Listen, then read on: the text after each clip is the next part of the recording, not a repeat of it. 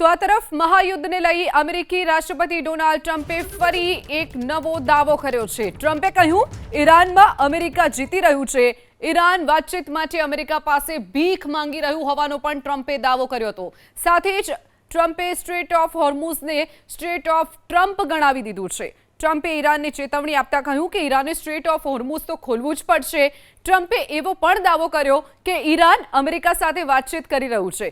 જો કે ઈરાનના અધિકારીઓ ટ્રમ્પના આ દાવાને નકારી રહ્યા છે। ઈરાની અધિકારીઓ ખોટું બોલતા હોવાનો ટ્રમ્પે દાવો પણ કર્યો છે। તો આ તરફ મહાયુદ્ધને લઈ અમેરિકી રાષ્ટ્રપતિ ડોનાલ્ડ ટ્રમ્પે ફરી એક નવો દાવો કર્યો છે। ટ્રમ્પે કહ્યું ઈરાનમાં અમેરિકા જીતી રહ્યું છે। ઈરાન વાતચીત માટે અમેરિકા પાસે ભીખ માંગી રહ્યું હોવાનો પણ ટ્રમ્પે દાવો કર્યો હતો।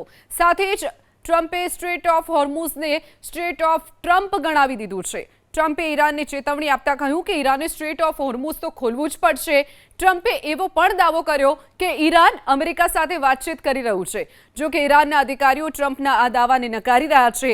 ઈરાની અધિકારીઓ ખોટું બોલતા હોવાનો ટ્રમ્પે દાવો પણ કર્યો છે।